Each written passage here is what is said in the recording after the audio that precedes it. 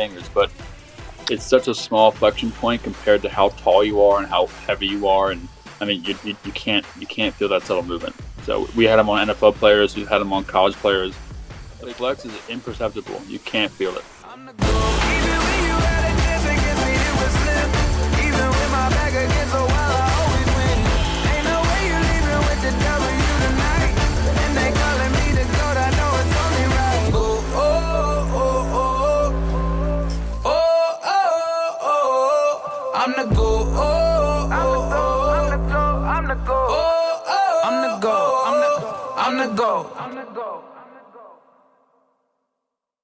Welcome into the #1 Group of 5 football podcast in all of the world. We are the Group of 5 guys. Our mission is to be the voice for the Group of 5 football programs that the mainstream sports media absolutely refuses to do. We need everybody's help to do that. We need you to follow us on all the social platforms at Group of 5 guys. Go to YouTube, Apple Podcasts, Spotify, or wherever you get your best podcast. Subscribe to the channel, leave a comment, leave a 5-star rating and a review, and tell your family and friends all about us. Or you can go to group5guys.com and get you some Group of 5 Guys swag. On this episode of Inside Drill, got a special guest, Jack Rasmussen, CEO and founder of Caddix. This is a cleat designed to help prevent lower body injuries, ACL, MCL tears, ankle sprains, etc. Really, really cool product. We'll let you see the interview to see what the technology behind it is. Hope you enjoy the show. Jack, founder, CEO of Caddix. Awesome to have you on, brother. Thanks for coming on. Tell us, what is Caddix? 30,000-foot overview. Yeah, absolutely. Before we start, can you pronounce my last name, please, just for testing purposes? Rasmussen. Oh, yeah. Now I'll start. Thank you so much. So Caddix is a company who make cleats, and the studs of the cleats flex in any direction. That little movement is proven to reduce the chances of high ankle sprain, MCL, and ACL injuries. So essentially, when you watch someone have a knee injury on the field when no one's around them, they get stuck in the turf. We've all seen it. So that little movement just kind of frees up a little bit. That's it. So that's not my 30,000-foot pitch. That's like my 15,000-foot pitch. Okay. But 30,000 feet wise, we tested it with biomedical engineers and universities out west. We paired with literature, decades old. I mean, people have been trying to do this for years and years. And I feel like they haven't, because it's kind of like it's such a new concept for people that it's almost scary. You know what I mean? Like, you're taking something that's been not evolved for decades and decades, like cleats, and you're like, hey, we're gonna make them different. And now it's kind of, this kind of formidable path that we're choosing. But it's, the turf won't change, and our bodies need to stop giving. Something has to give, so it has to be the cleats. So I'm all about it. I am a patient, or a victim, I should say, of a non-contact ACL injury way back when. So I'm interested, like, how did something happen to you? Like, how did this start for you? How did you think we're going to go into the cleats and redesign it? That's usually the question I get, is like, well, how many injuries have you had? I've had no knee injuries, knock on wood. My dad and I were watching a game like 10 years ago, and someone was injured. I want to say like Jamal Charles. Maybe a little more than 10 years ago. Either way, we watched him tear his ACL in like open field. And we were like, that just looks super preventable. And he's an advertiser, and I was a college dropout, and like, we were the perfect guys to do it. So we just assumed that if our bodies can't kind of like absorb the motion in a non-detrimental way, and the field won't either, the cleats have to rotate and spin. So our legs are begging for movement. They're begging for mobility when we get stuck on the turf, but we're not going to get that. So the cleats needed to move. So I essentially taught myself biomechanics and physics for like a year. My dad was on it. We had, guys way smarter than us help us out, throw us a bone or two. And the first patent that I wrote when I was 19 was like this whole entire shoe sole, and the whole shoe sole flexed. But I was like kind of just throwing stuff at a wall until something stuck, and actually did stick. Like, we got the patent approved and ordered and published, but that wasn't very practical from like a manufacturing standpoint. So we hooked up with this team in Oregon called iGenerator, and they're like, I mean, when shoe companies have issues with shoes, these are the guys they call. and they work with us, and they're great. They've been instrumental in our growth as a company.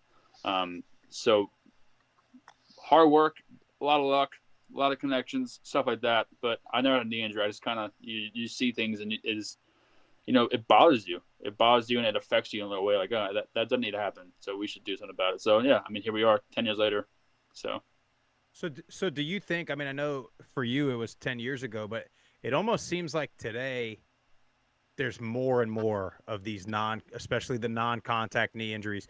And we talked on the phone a little bit. I brought up it's the turf, but it's not necessarily the turf. So is there more injuries? Is that just a stat that I'm making up, or what do you think is causing so many of these knee injuries and lower body injuries? Yeah. So I'm going to start by prefacing this and saying I am not a doctor, a scientist, or a person with above average intelligence. I like that to be clear. But I will say that turf sucks, absolutely. But grass is not as innocent as everyone thinks it is. I mean, there's frequent injuries on grass that are comparable to turf injuries in terms of numbers. But you have dudes like Tyreek Hill, who's the fastest human on earth, essentially. And I mean, I don't think, and this is an opinion, we're training at a rate that our bodies can't keep up with. There's no way. There's no way we're supposed to be doing all that stuff. I mean, we can, but like we're not used to it. And the turf we're playing on is unforgivable. So you mix our training regimens, our fast twitch muscle fibers, the turf we're playing on, and then the cleats, which are rigidized and can't give or flex. That's a recipe for disaster, in my opinion. So like I think all those things, it's like a melting pot of issues, really. Yeah, I mean, because some of the fields, like MetLife right now is in the news because it seems like every time they have a game there, somebody's getting hurt. Obviously, Aaron Rodgers, and then now they're going to put the World Cup there in a couple of years. The most expensive knees in the world are going on the worst field in the world. So with the cleat, giving a little bit, how does it affect just like the regular play, right? Like how's it different? Like, if I was wearing them, would I notice a give it all just on a regular play or a regular cut or run? Mm-hmm. No, the flex is imperceptible. You can't feel it. I know you saw me moving it with my fingers just now, and you're like, oh, how can I not feel that if you can do it with your fingers? But it's such a small flexion point compared to how tall you are and how heavy you are. And I mean, you can't feel that subtle movement. So we had them on NFL players. We had them on college players. I played college ball, and I had them on my teammates for the past 5 years. I was making prototypes in the locker room and everything. So I mean, you can't feel them. You can't. And in my opinion, I think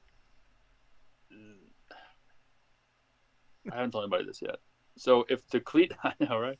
Congrats. It's the first breaking news, guys. Yeah. Go live, Jeff. Make it live, Jeff. Okay, I'm gonna say this: if the cleat flexes, which it does, it has to return to its original position, right? Making it elastic.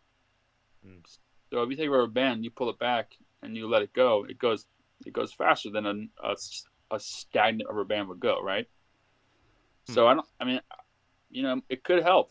It could make athletes faster. That little momentum push, and it goes with the position of momentum, and it has to go back to where it was.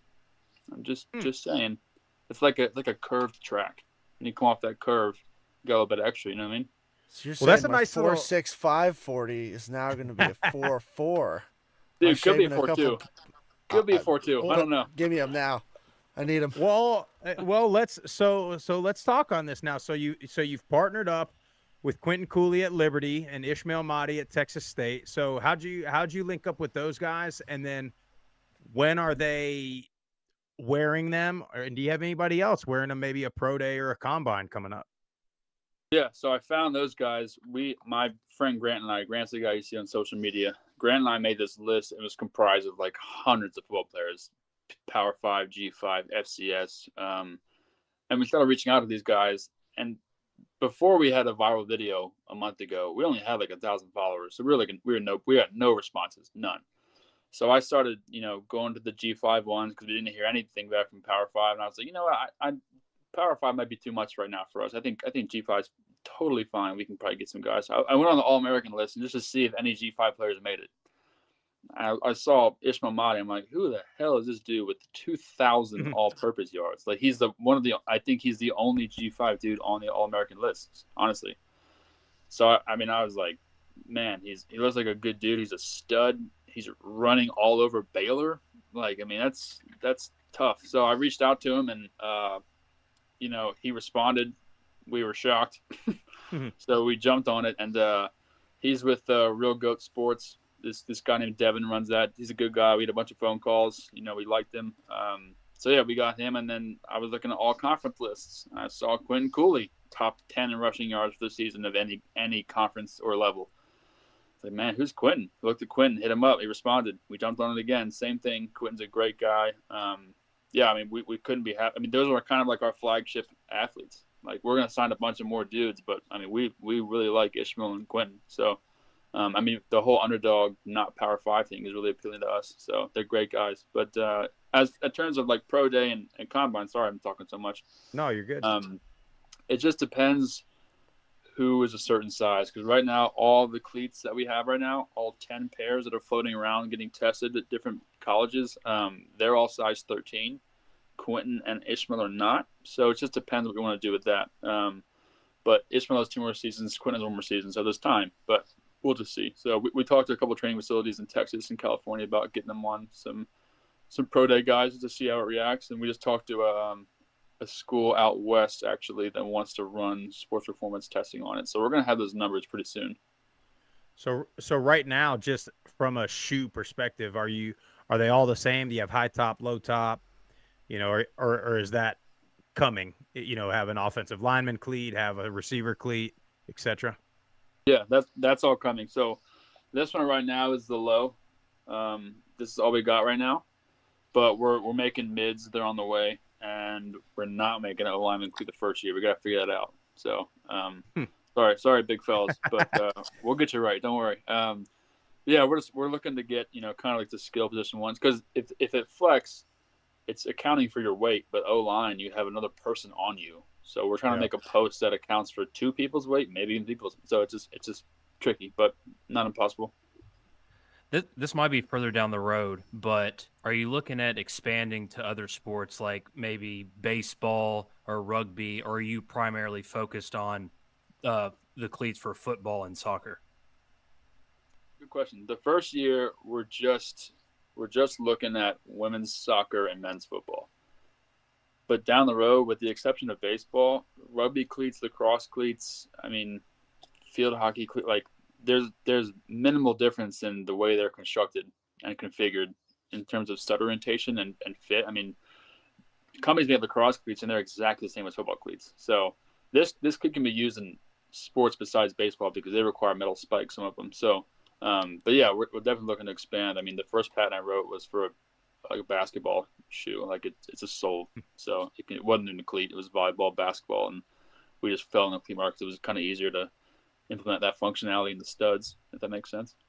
So that's just a marketing thing then by Nike and Reebok. Like all these ones are like, these are football, these are soccer. Like there's really not much of a difference. Yeah, there's hardly a difference. I mean, soccer doesn't have this front stud.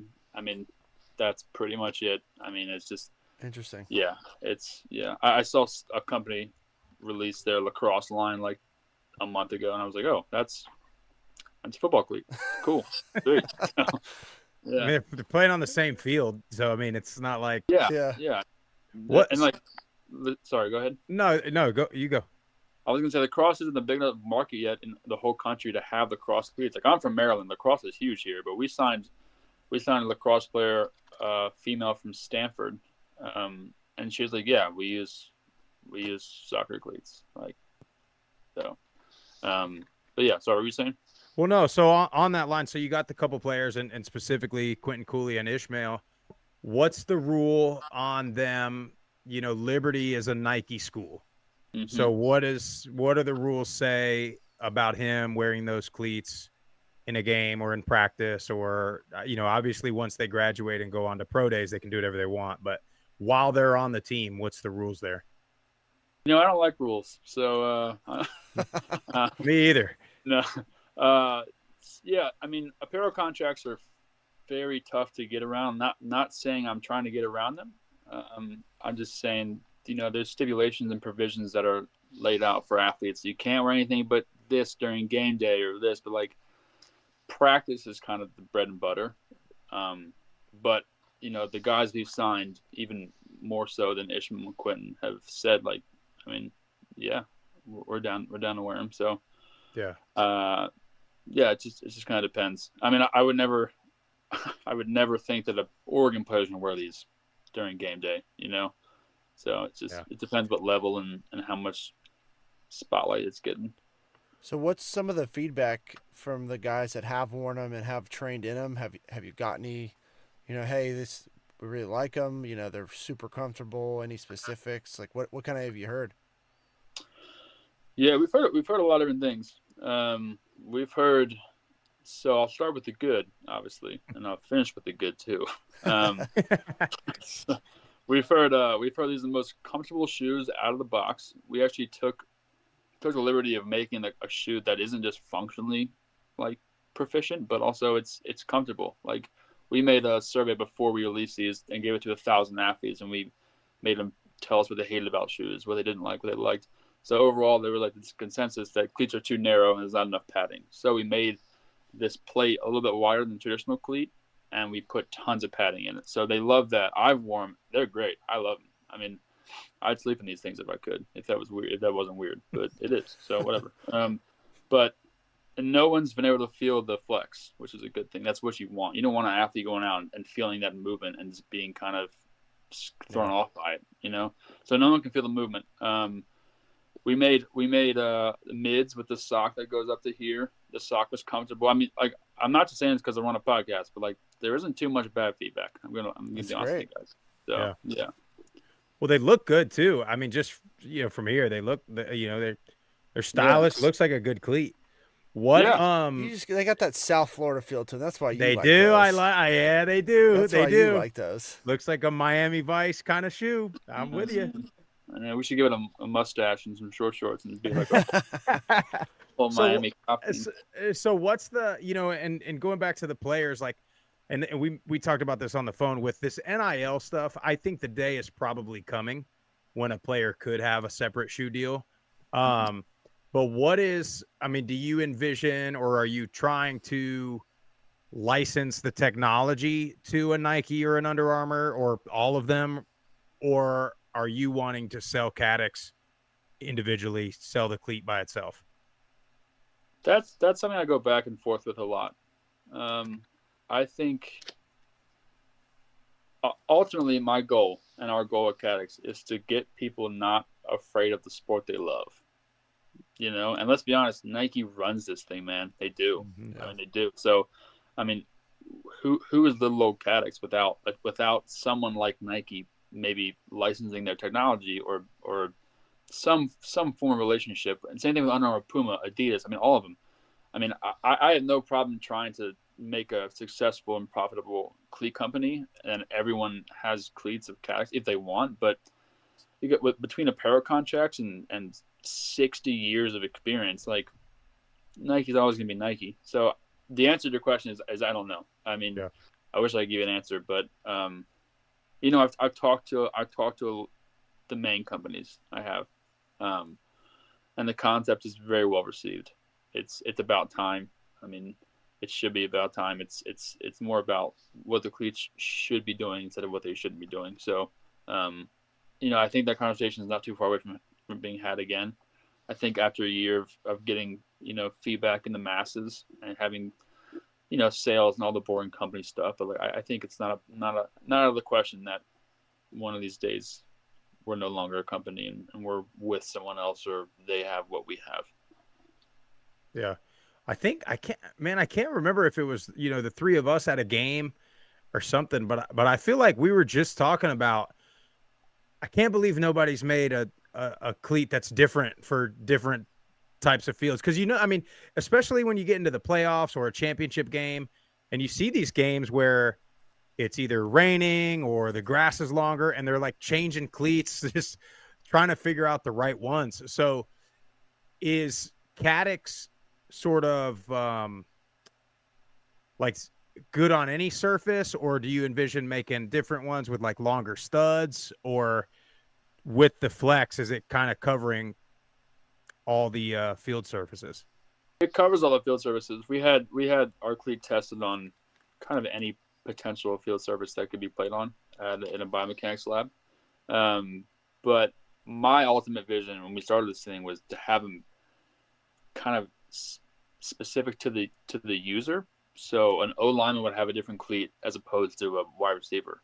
And I mean, this is like super nerdy stuff, but traction levels are different in the middle of the field as opposed to the outside, because in the middle of the field you got 10 300-pound dudes running around on it, wearing it down, as opposed to the outside where you got a bunch of 180 dudes running. So it's like brand new turf. So there's more traction levels. So depending on your height, weight, gender, specificity, previous injury, where you play. I mean, Dolphins, if you go out for pregame and it's sunny, you go in the locker room for pregame speech, you come back outside, it's raining. Like, ideally, you would swap your cleats out or your studs out for something. Does that make sense?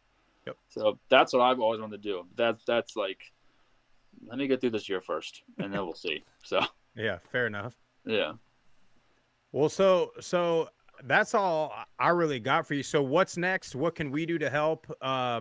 What's obviously it's the football off season right now. Mm-hmm. So what's next for Caddix? What's next for you, and how can we help push you guys out there a little more? What's next for us?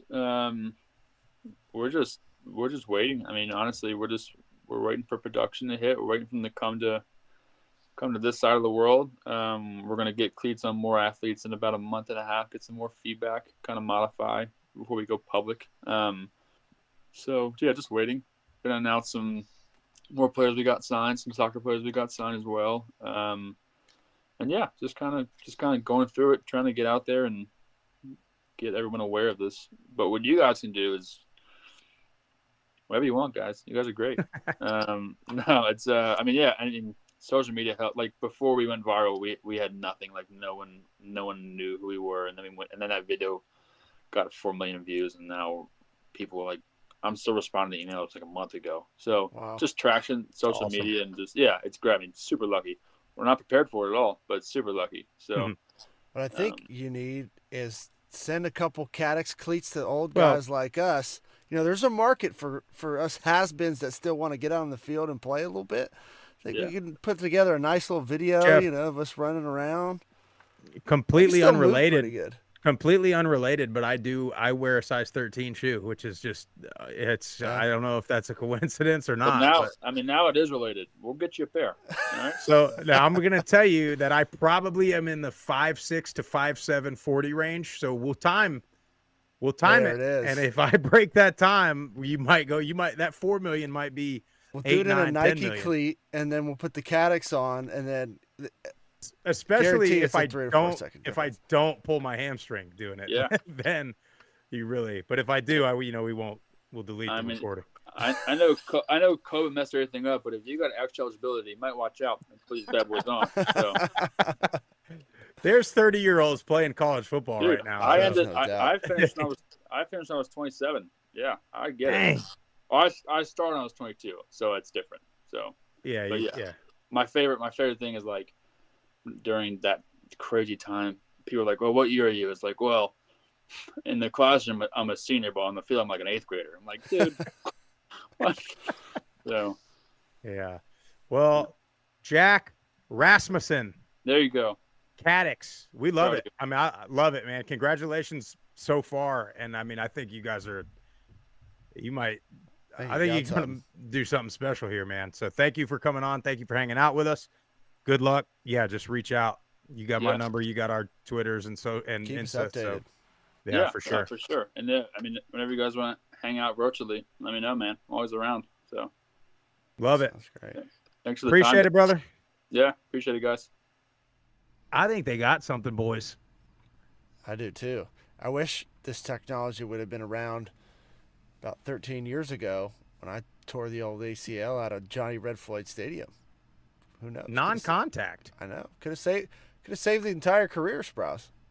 I told him my ACL, MCL injury, that thing was happening no matter what. That damn tight end got beat inside, and I had 3 bodies laying on my knee in a matter of seconds.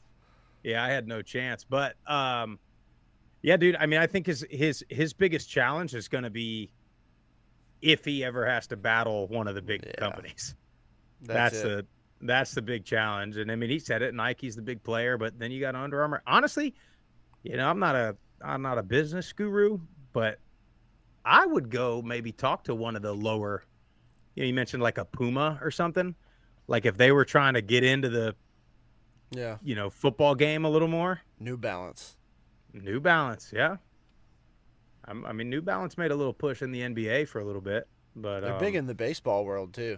Yeah, which I know he doesn't have a baseball one dialed in just yet, but not yet. It's an interesting concept, man. I mean, you think about it, the turf, and everybody's pretty much got turf nowadays. A few college teams still have the natural grass, but I mean, something's gonna give. It's gonna be an ankle, a knee, but now if you have a little bit of flex, that could save it. Well, that's what and he said the grass is guilty too, but we've always thought, and I've always thought the turf, what gets you is like you get stuck, that turf's not going anywhere. Like the grass is coming up, it's coming out of the ground or whatever, so you'll just slip or something. But I always thought the turf is not going to give, so your ankle or your knee's going to give. But now if the cleat can give a little bit, you might say, I mean, you're talking about potentially saving. I mean, let me do a little sales pitch here for the athletic departments here. Not only are you saving your players' health and potentially their careers, you're also potentially saving your season if you have a star running back, a Quentin Cooley or an Ishmael Mahdi, but also how much money are you saving from not having to pay for all these surgeries and rehab and painkillers and trainers and treatment and all that stuff? I mean, because, I mean, I know this, Jeff. I know that when I was going through rehab, there was 5 other guys in there going through the same damn rehab as me at the same time. I mean, and it's every year. And that's one team, that's one team. You got football, women's soccer, men's soccer, lacrosse. It'll go into basketball. I mean, Well, here's the other deal, Sprouse. It completely derailed my career. I was set out my trajectory. I was going to be a 2nd-round draft pick. I probably would have been playing for the Las Vegas Raiders as we speak. Yeah. Jimmy G would have never came over to Las Vegas because you had the Italian Stallion right here. My whole life would have been different, but I wouldn't have been on this podcast. I'd probably be making millions somewhere else. So, Are we not making millions yet doing this? Tip, I'm surprised you didn't ask him about a punter kicker special cleat. Very true. Like a plant leg cleat and a kicking cleat. I should have asked about that. Yeah, that's a good point. But no, I mean, he mentioned it. He's doing women's soccer cleats right now, but once he gets those men's soccer cleats, I mean, most, if not all of your NFL kickers and football kickers are using some kind of soccer cleat. So my assumption is he would probably market that men's soccer cleat as like a kicking cleat, but once he gets those variety of like football cleats, the O-line cleats, those wide receiver cleats, it's gonna be big time. I know you made fun of me there, Jeff, but they look good. They were right up your alley. They were, dude. South Beach. We need to get them like the LeBron South Beach, whatever they were, LeBron 6s or something. Well, we need to get them linked up with Coach Mack down there at FIU, and they do their Vice night. Get them all wearing the Caddix Vice cleats. That would look good. At least in pregame, if they can't wear them on the field. That's very true. Well, Jack Rasmussen, Caddix, we appreciate you coming on. You guys check them out. Follow them on Instagram, all the socials as well. I think on Instagram they're at Caddix Cleats. So give them a follow. You can see, he said they got a bunch of new guys that they're looking to sign coming up. So keep up with them. Jack, we appreciate you, sir.